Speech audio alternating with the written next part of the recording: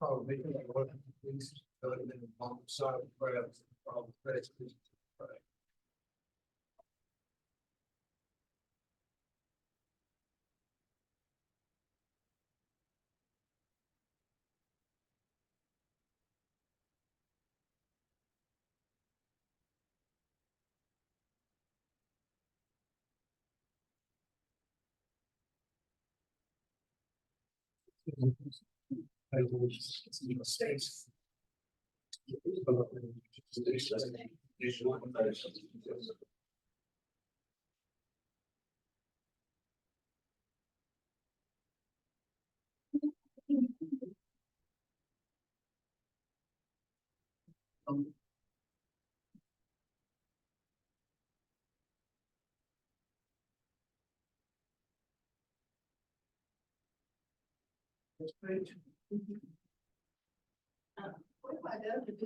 Right at best.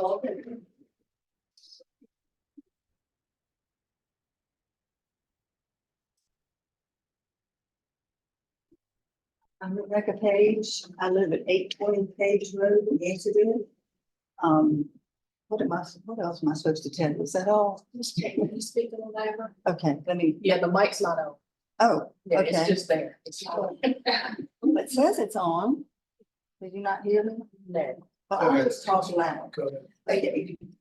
I'm Rebecca Page. I live at 820 Page Road, Anson, North Carolina. And I'm a board member on the Casual Tourism Development Authority. Later this evening, you'll be considering a resolution asking the legislature to increase the occupancy tax here countywide to 6% from 3%. I've already spoken to all of you about this, and I'm here in case you have questions when you get to this on the agenda. And I also have, in case you haven't checked our website, we have a website and you can check it out. It's on here. I hope I have enough of these for everybody. Anyway, our website is visitcatherine.com. If anybody already has one of these. Sure. Anyway, it's easy to remember. The website is visitcatherine.com, and I hope you'll go check it out. And also, if you have any reservations about this resolution, when it comes up on the agenda, I hope you'll ask me your questions so I can address your concern.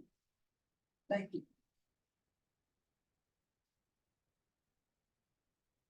Thank you. Anyone else? I'd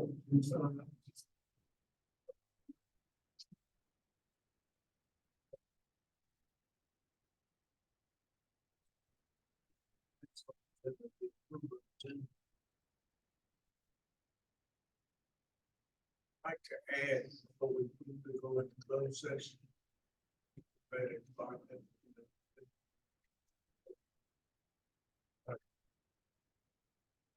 That we had go into closed session at the end of the all in favor saying aye. All opposed. Need approval of the consent agenda first. So second. First vote vote. Yarmouth, second vote Rose, all in favor saying aye. All opposed. Next item, child, so that's your team. You is the L ones.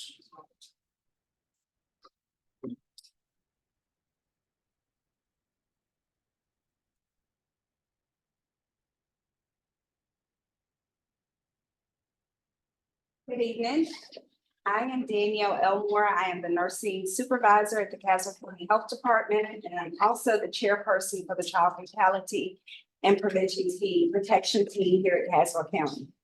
This is I'm Emily Hodges, and I am also the review coordinator for child fatality, and I am the program assistant at the public.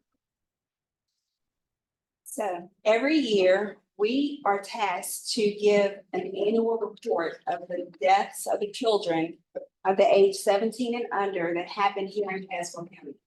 This is mandated by the state for us to do a report to our local commissioners.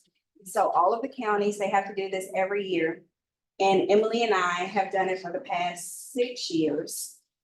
So here we are again. And unfortunately, we had 3 deaths of our minors here in Caswell County that the team reviewed. You have the information in your packet. We can't go into too much detail. These are always confidential meetings. We meet with DSS and they do the protection cases. So we have a joint team here in Caswell County with DSS and then the child fatality team. The state mandates that people have to be, it has to be like a multidisciplinary team. And with this multidisciplinary team, we should have a parent that has lost a child under the age of 17, in addition to a judge, an officer, EMS. And if you want to know more details on who is on our team, just reach out to me. My email address is listed on there. Some of the positions have to be appointed by the commissioners. Others do not have to be appointed by our commissioners. So we thank you all for the work you all have done to put people on our team. 2 of the 3 deaths were homicides, and that's public knowledge. And so one of the system reviews that the team came up with is to teach and educate our youth about gun safety and to hopefully get gun locks for our children that do not have safes in their home for the guns. Caswell County Sheriff's Department donated 8 locks to us that they had from an event that they had earlier. Since getting those 8 locks, we also got a grant from the Department of Health and Human Services of North Carolina, and they sent us a box full of locks. So if you all know of anyone in the public that the parents may have a gun and it's not safely locked, please send them to the health department. They can call me, they can email us, and I will get them a gun lock. So when we go out in the community and do the public events, in addition to doing the other things the health department does, we will have the gun locks on site. So we have them until we run out, unless we can get some more funding to get additional gun locks. Thank you for your time. Questions from both?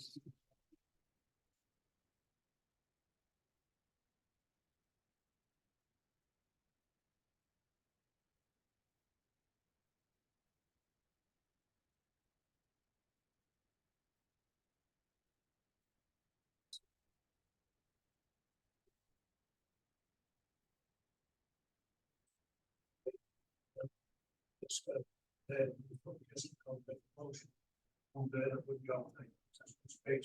Can't hear you. Speak up. I said the next on the agenda will be a resolution to increase the quality tax rate in the county. That's next on the table. Mr. Chairman, because I just, Rebecca Page. sorry, I had Hodges on the brain out of the last paper, I'm sorry. This page.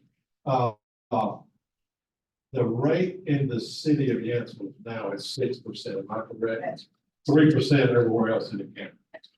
So y'all are asking to bring the county up to what the town is. Now, other hotel operators in town, city limits. How many other businesses are we talking about? You know, it's Airbnbs and Vrbo's are the other places. And it's 20 something. Most of them are on the Castle County side.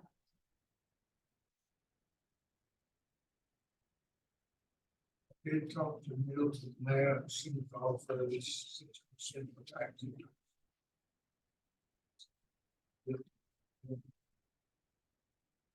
What are your plans with money? So, What are your plans with money?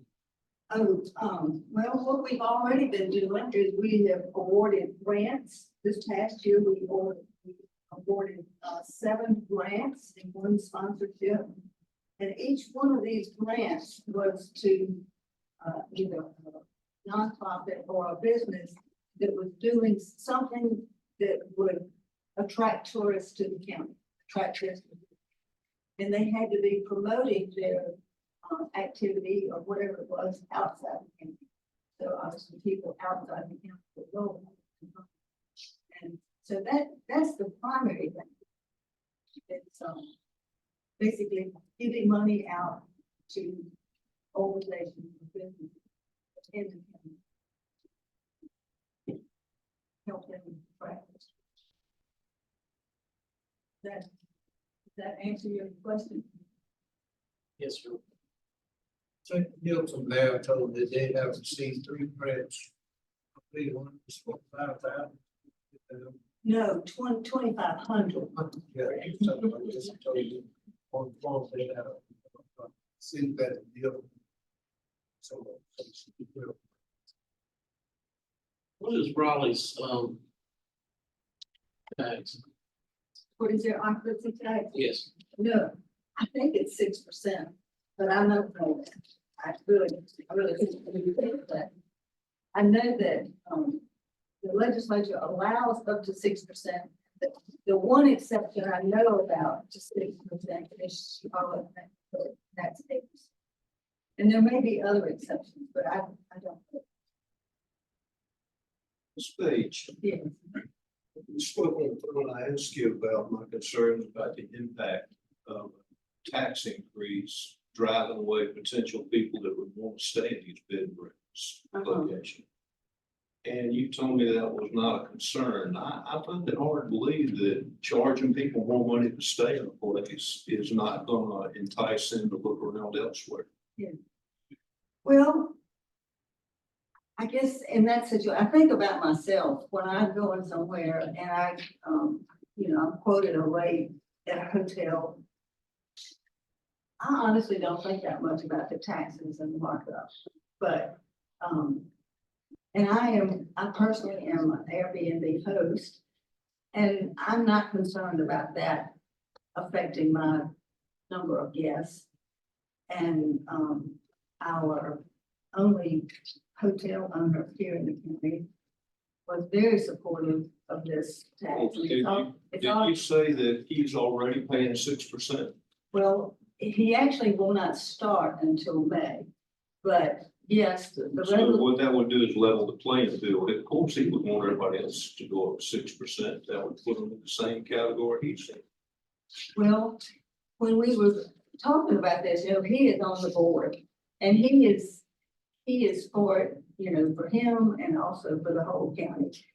Just because it brings in more funds for the Tourism Development Authority, and he sees the things that we do to promote bringing guests into the community to be to his advantage in the hotel. I just have trouble with the tax increase, me being conservative. For absolutely, there's no such thing as a tax that doesn't hurt somebody.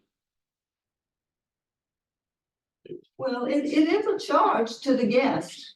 It's not a charge to our citizens here in the county. But yeah, it is a tax to the guests who spend the night here.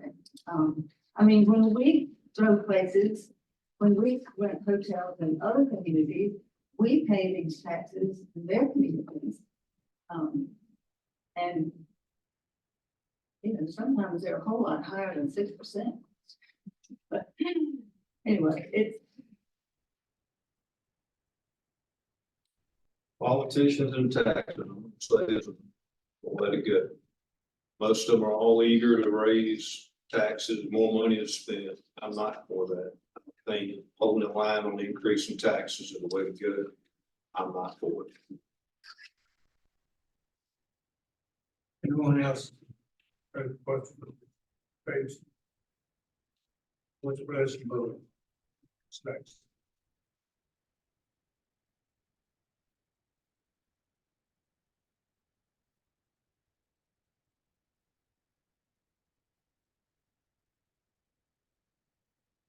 I'll make a motion that we put the tax in, 6% the tax. 6% tax. Second. I say. Got a motion, a second. All in favor of the tax option, we're going from 3 to 6%. Say aye. All opposed? Couldn't tell who said aye. You might want to take hands, I couldn't tell who said aye. Do what? I could not tell who said aye. Oh, we never, nobody ain't said aye. He was over the rig. I thought you did. Now, we didn't go, how about you, Mr. Brooks? I think we, first of all, I think we need to keep everybody on the same playing field. The town of Yancey gets 6%. We're doing 3. Like Ms. Penny said, she is an Airbnb owner herself. She already said that this is not going, she has no problem with it. I think we need to get everybody on the same playing field. And it will increase revenue for the tourism development that they can utilize, how they've been utilizing to attract more businesses into the county. And I'm going to vote yes.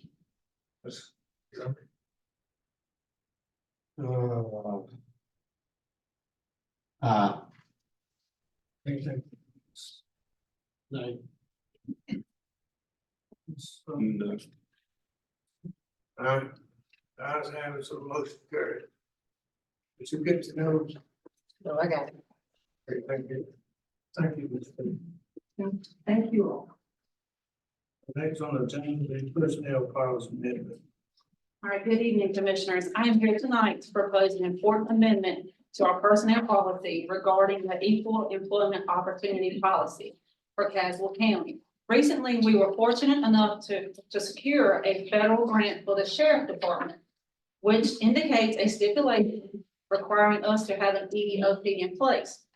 To fulfill this requirement and to ensure our compliance with the grant's terms, I'm proposing a specific language change to our existing personnel policy. And all that was included in the agenda packet, and also gave you a copy as well.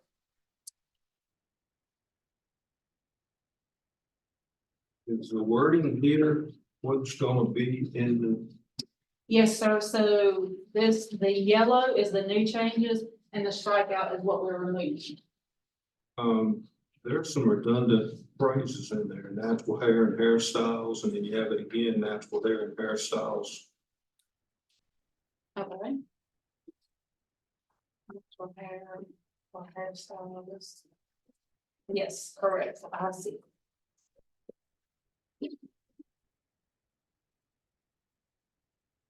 No board member have anything from this. What's?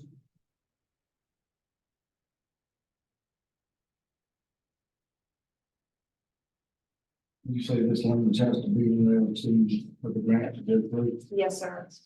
And now if we want to receive any additional funding from the federal government as well, the way we're in line.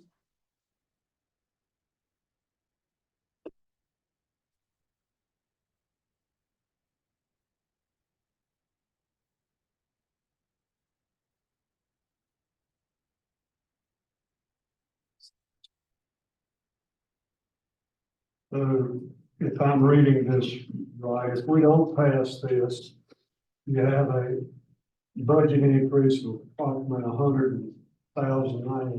$100,972. Yes, sir. So that will increase will.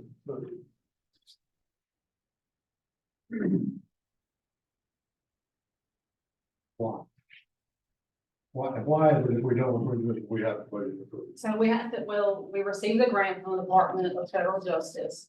And the stipulations of the grant was that we had to have an EOP in place. Okay. And so this is why we have to have that wording in place. I got that, but if we don't approve this, how is it gonna cause us to have an increase in our budget? Because we won't be in compliant with that grant. So, Oh, so we've already got this money. yes, so this Now was, changing the rules. so this was brought to my plate. Yeah, I remember that. And this, we brought this back up in January, I think it was, or late December. It was brought to my plate and we needed to have some things in place. And we had already been rewarded the grant, so we are making sure we're in line where we need to be. Where did the wording for this come from? So Jamie Andrews is here. He can maybe help us with that. He's from the NCACC. He helped me with this policy as well. Sure. So Ashley called me in last fall to see if I could help out with this, and that was soon after y'all discussed it the first time. And the kind of guidance we took at that time was from Buncombe County's EEO policy, and I looked at a couple other neighboring counties and other counties throughout North Carolina. What you see in this packet is pretty in line with what other counties have in place. It's also very in line with policies that you are already executing, just that are written. Nothing that's being added here is going to fundamentally change what is done. We're just making sure that we are in line with other counties and the federal standards to comply with federal grants and other things like that. Is it necessary to have the gender identity or expression, or is that something that was put in here based on another county, like Buncombe County had it in there? Do we have to have that phrase in ours? So we are going along with neighboring counties and local counties conforming to their policies. It was, that part was not as specific in far as the grant requirements. That So were, Then why are we putting it in Why there? are we putting it in there? because we're just gonna be in line just to cover, because the world is changing. That way we meet all standards. That's also in line with recent Supreme Court cases around employment law, finding that gender identity and expression and sexual orientation are both under protections under sex. So this is just making that part explicit. What's already included. Well, why do you have to name it specifically like that? Because you have down here, if you read further into what you're proposing, that it says, or any other legally protected class under federal law or North Carolina state law. So if they're protected by a Supreme Court ruling, then we don't need to specifically put that in there. If they're covered under a different ruling, then we don't need it. We can remove that word. I would like to see it removed, So which wording are you specifically requesting? gender identity or expression. Okay.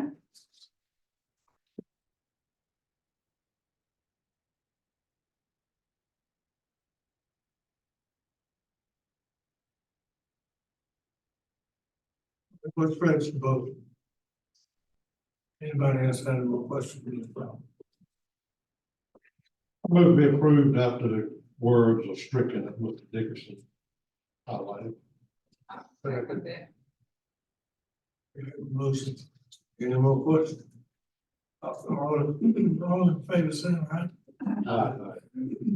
Thank you. It's approved.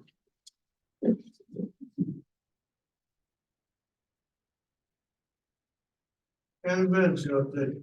Yes, Mr. Chairman. So we did hire a new family services director. I might have told you that already, Benita Graves. So she started last Monday. I know that our deputy county manager is very excited about that. She's been helping to cover a lot of their operations. She looks like she's gonna be a great hire. The Co Square building, we did order the replacement brick today. That was put in. The contractor is here this week. They should have that wall supported and that work started this week. So the brick takes 3 weeks to come, so to kind of give us an idea of the time frame on the frontal construction. They continue inside, that should be progressing pretty well. They've been painting. The painting and floors and cleaning should be wrapped up for another 2 weeks or so, it should be all done. The parking, I don't know if you come by the courthouse today, but they did, crack seal and they did refinish the back parking lot and restripe that today. So that's up and finished. We are waiting for a couple of pieces on the sound system. I'm told as soon as that comes in, they'll schedule, told that they should have that done. It says expect to be completed by the middle of May. So I'm not sure how that will affect us for the second meeting. We'll try to get that done and be in there. And with the updates, there's a lot of meetings this week in town, so legislators are here and there's some ag events going on tomorrow night. There's some events at the college. I think the notices were all sent out on that. I'm not sure. If you do have an interest in going to those and we have more than a quorum, we just need to know that so that we advertise it. So we meet the requirements. That's all I have. I think we kind of talked a little bit about May the sixth, but the budget gonna come out on the budget, we don't want to. Yes, sir. Right. Wait down the line, it's kind of late, May the sixth. Let me hand out this was the original calendar that was passed out at the start. This doesn't mean you have to adhere to it, but if you wanted to go with this initial schedule that they provided, this keeps us to the Mondays. And if you wanted to do a different time, this is this is what they proposed when Donna was here from the association. And then, of course, Jennifer was. So we are trying to get our initial preliminary budget to you by May 6th. And then, of course, the first workshop would tentatively be like on the 13th. I'm trying to get our enterprise representative to come and talk about the lease costs and the vehicle asks, so that you have an idea how that all works on the front end. I know that more than half of the existing commissioners were not here when she did her last presentation. I think it's important to have that presentation, understand how leases are supposed to work. But outside of that, we still have meetings this month with school district, college, and then finishing up the departments. So it's in your court if you want to adhere to this schedule or if you want to make changes. This would give us 3 work sessions. The public hearing would be on the 3rd of June, and then the adoption would be on the 17th. So there's a lot of time in May to do additional meetings or to change the dates if you choose. Have you got all the budget in from everybody? Yes, we've been meeting with all of the departments, so finance director, the deputy county manager, myself, have met with about, I'd say over half. Tomorrow we have 4. We're trying to get all of them met with and look at all their requests. And as you know, we're going with the base budget system. So a lot of them don't have substantive changes, and if they do, the additions will be very clear. So that way, when we go through them, most of that will be presented on here's a line by line total budget, right? Here's the additions, here's your requests, here's the recommendations. It'll be very clean cut. Anything to add? How many hours are we talking? Say, the 6th, the 13th, the 20th? Really, that's gonna depend on how much detail we want to get into. It shouldn't take us too long to present it. You should get the whole package on the front end. But when you get into it, have specific questions, it makes it go faster with kind of meetings. So we have, a good, for instance, is I'll use your department. Some of the CATS program, they have increases in the budget, but they're offset by federal grants. So it's almost a neutral wash. So those things will all be presented, but if it has a budget impact, we'll present that to here's the additional cost or reduction. So you see what the changes are. I think, generally, you don't really like to go in budget meetings over 2 hours in the night session. When they start to go into 2-3+ hours, it gets very cumbersome and it starts to get kind of tiring for everyone. So I presume that 3 would be sufficient, but Way more than that this year. We did it in sections last year. This time on May 6th, you will have the entire budget in front of you. So this is gonna be a night. It's totally up to the board as to how they're going to see the next. You think for this being a revaluation year, you have to present us with a revenue neutral budget. Am I correct in that? no, we have to present you with the mill calculation. So once we get the total appropriation and collection, then we will go back and recalculate how does the budget look and how does that calculate to the, so if you don't take a reduction in the mill levy, you would take a full appraisal on all the increase out, which would make our budget I don't know, 30, I'm hearing 45%. It would make our budget 45% bigger than it is today. I'm assuming that's not gonna happen here. Oh, thanks. So they would take we do the calculation and take a reduction in the mill levy to come down to where the budget is at. That budget may be very similar to this year's budget, or it could include the enhancements, changes, and needs that the 12 departments and entities have. Do you know when the tax office is planning on presenting the new values? So we met last week. I've had some attorneys call me asking for the numbers. Those have not been mailed out yet. They should be mailed this week. Oh, good stuff. At what time that meeting on May 13th be? So it's up to the commissioners. If you want to meet, I mean, we're open, obviously, staff is here during the day, but if you want to meet in the daytime, if you want to meet at 5 o'clock, 6 o'clock, we can meet at our normal 6:30. On the 6th, we'll be at our regular meeting, so we don't need to set a time for that, but if you would prefer to have a different time, whatever you propose, we're available. Yeah, okay. So what about 13? Well, what about you? Going around told Max, these dates that you got? Well, they're all All of them. on Mondays. How many of them? So all of them on Monday? Yeah. So two of the regular meeting nights, we're gonna do this plus regular Six meeting. And that's up to you. That's up to y'all. This can be changed to whatever you prefer. It doesn't have to be these dates. Are we gonna get a vote like we used to get, or we gonna do like certain projects like we had last year? Yes, sir. The first time I seen that was last year. Yes, sir. Oh, We'll get it. we Everything will be in. Thank you. Yes, sir. Then we have a chance to really to go through it at home. Yes, sir. You did here, you know. So thank you. Mhm. Well, I'm looking at this, everybody's happy, huh? No, we gotta decide, I mean, May 13th. it falling on the regular meeting, that doesn't work. Either we gotta come in way earlier. We get to stay in later. Well, we're gonna try to have a short window for that, you know, about an hour. They gotta do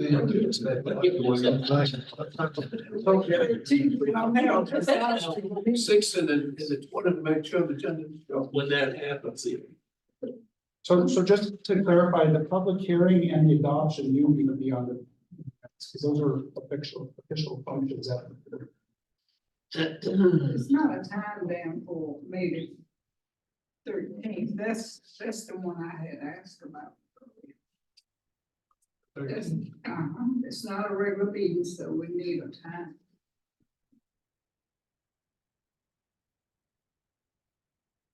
y'all decide, I can be here. What about all of it, 5 o'clock?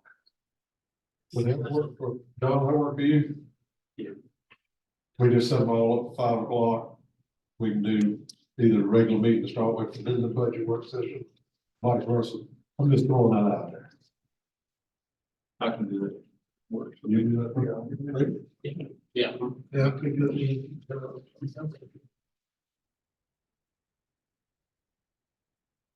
So certified with the vote? Now, Is that on the month, we're leaving the ones that fall on the meeting date? So May 6th is 5. The 13th is not a meeting, right? No, it's not a meeting. So that's not- trying to keep it simple. What about the 20th? That's a meeting. That's a regular meeting. So we'd have a hour and a half.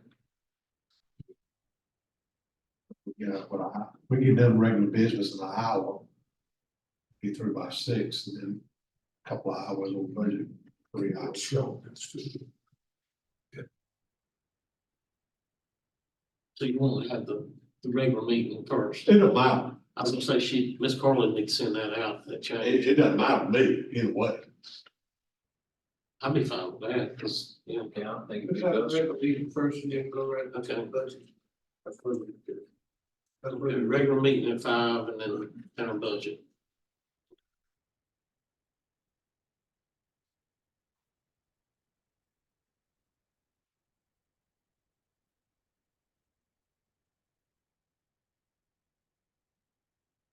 That's okay with everybody, then we'll move on. Forward from that. You got anything else? No, sir. Thank you. Commissioner comment? Go ahead. One thing I had, any update on the, I guess the new, who will be the new internet provider since I tell that? So they have been working, they reissued some of the work that was under Zytel, to two different companies. One is a local company, I'm not familiar with them. The other part is Spectrum. So they're trying to get those initiated to get through that initial part of the grant. And then when that part of the money is spent, they'll go into the second phase. So they are proceeding with that now. You know, regardless of how much money we have, they're not gonna serve every single person in the community. But when they put in, like Spectrum comes in and they put in big fiber trunks areas, the take rate will be much higher for even those people that they didn't initially, you know, because just dropping them the line to their house or their business is a lot less costly if the lines are there. Now, will that have to be brought back to, before the board? That will be brought back before us to make a selection on this. Who was the other local company? It's Crystal. So I'll find out and email that out to you. It is a local broadband, just in this region. No, sir.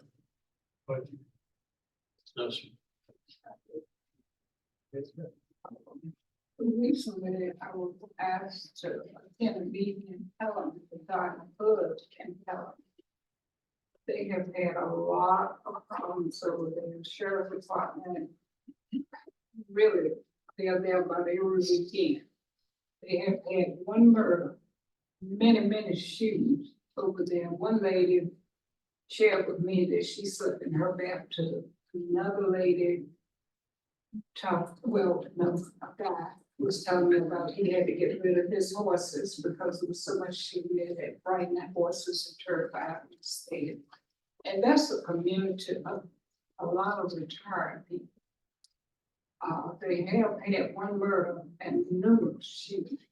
One lady that slept in her bathtub all night, and some of them slept in the floor.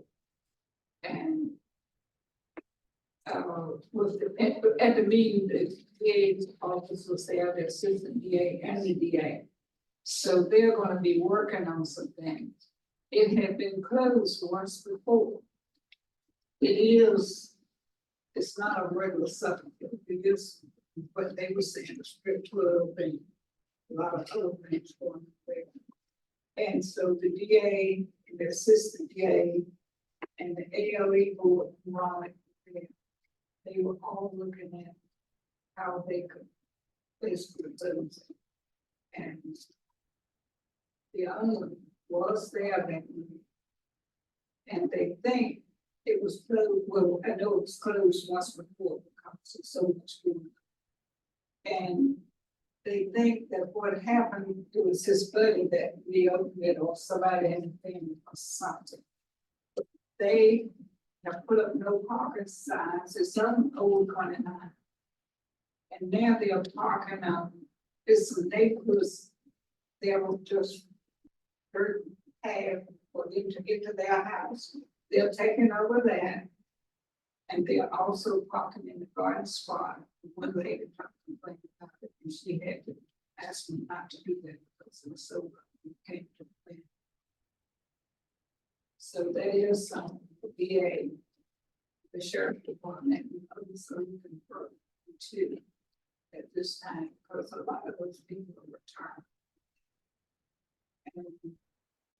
And then they had to get rid of his horses because of the shooting. it was really hard. It's been really tough. So I gave them to the one, Mr. Rose was there. We met.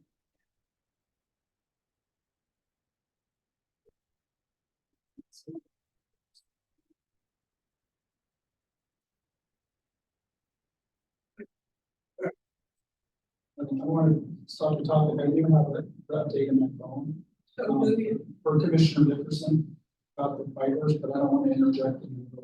My understanding is like a, if you understand it more, it's a nuisance wall or something that they can get like Rockingham's got where they can go after these problems. Basically what it is, I mean, it's a nightclub, you know.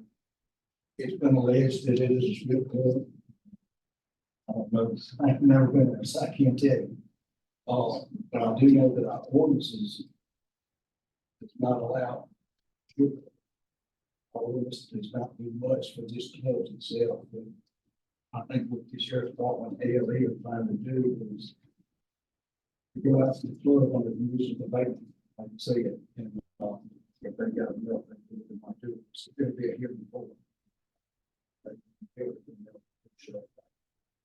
then the DA and the assistant DA are working on several things, but he has an update. I would like to hear the update. Not things. Oh, it was something else. But that's ongoing, and I have Jason here, he actually, our planner, he actually, is up to date on the, they applied for a permit, and we're denied. They are not permitted, for a sexually oriented life. They have attempted since 2015 twice, and they've been rejected. We can't stop a nightclub, but we do have ordinances. Now, one thing that could possibly come up is they appeal on Article 19, freedom of speech, which can carry you down other avenues. Attorney Johnson may be able to interject on that. However, I have been working with the Sheriff's Department this week, or last week, and today on getting them the documentation. The sheriff department, I think is really working hard on it because it ties up the entire sheriff department, because it's a municipality. Just what someone was saying, at least 3 or 4 people there at any given time. And one of the little men told me, he said, they call it a strip club, but they don't be wearing anything. How can they strip? And I couldn't ask him. I didn't bother to answer him. This way, I will tell you, excuse me, the main reason they were rejected in the past is due to our ordinance states that a sexually oriented business cannot be within 3,000 feet of a residence, and they are definitely. They're within 2,000 feet. So, and that's why they're talking in that retired community, basically retired community, and it's just a dirt road. Use for people living in, but they're taking over the residents. They say don't alcohol. Well, we. Yeah, they do have on license, I can see them. And the ALE person was there to check and make sure everything was in order. I don't know the rules for the ALE, but they were there, so they were checking.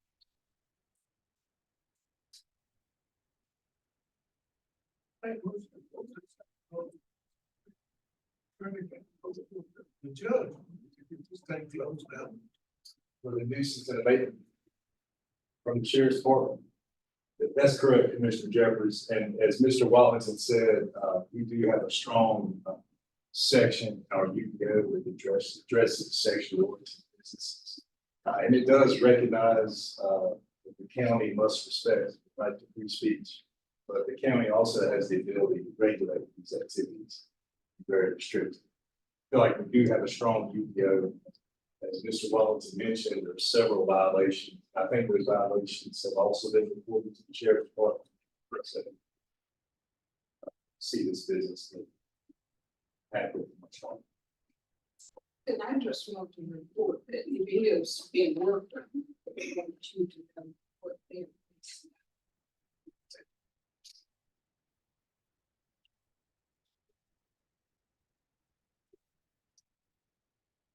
She's investigating. No, it's over in Pelham. None of those. Another road, old 29, Max's. really old 29.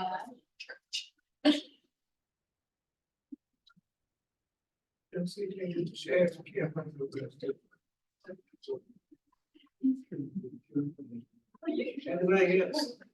Before we adjourn, I can provide that update for Commissioner Fiber. So this is from NCBIT from Jeff. He said, Spectrum has been awarded approximately 46% of the Great Grant household connections previously awarded to Zytel. And it's expected that Brightspeed will receive a contract for the remaining 54%, which is roughly 538 total connections. Once the Great Grant contracts are signed, we will immediately intake talks with NCBIT regarding awarding the CAP contracts to approved providers. Those negotiations are scheduled for mid-April. It does say the Great Grant targets only unserved areas, while CAP program is intended for both unserved and underserved. So they should be moving forward on that this week. Brightspeed. That is part of the old Mentil, CenturyLink. Those are the two that were selected that had already submitted, but they can't just award it to the next process. I have some reservations about that. I had that outfit before Spectrum came in with internet in the house. Oh, and they never would upgrade their lines. I mean, it was not fiber. And they've got the contracts to put fiber in for other people in the county. What about their existing customers that are struggling and have a hard time? So that's part of the overall fiber. There's a lot of them were told they were high-speed fiber and they weren't doing that. That's in general for fiber, not specific. But that's part of these grants is trying to enhance the network, not just the actual trying to upgrade the whole system to systemic.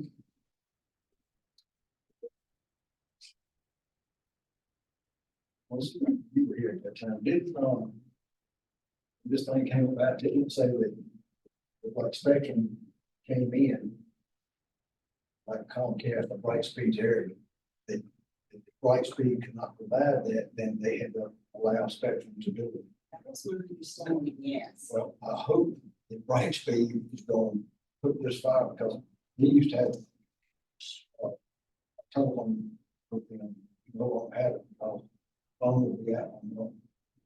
Before we can get them to come and fix it. So I hope if they are, when we get this, that they will at least upgrade, but also I'd like to see, like John said, some of the ones that have it now, at least get upgraded to better than So they got. that's where that underserved portion comes in rather than unserved completely. So it's not just going to locations that don't currently get fiber, it's upgrading the system. So it's enhancing or implementing. Brightspeed must be getting ready to start working on something. I had CenturyLink as well, and with Brightspeed, and when I called to disconnect to the Spectrum, they told me, they said, well, this has been a year ago, because I did it last March. They were like, could you hold on a little longer? We're getting ready to work over to the fiber optic. I was like, no, because I'm like, you have enough. So, but apparently they must have been trying to work on something at that point, because she was saying they were getting ready to get more with fiber optic, but I'm like, when I got an opportunity to. Oh, yeah, I jumped ship too. Our service would go out and they would send repair person after repair person, and none of them get it right. I mean, it'd be the third time would be a charm. They may get it then, but a hard rain would take it. Right. We have specs for this, but. I like it. Right, nothing else?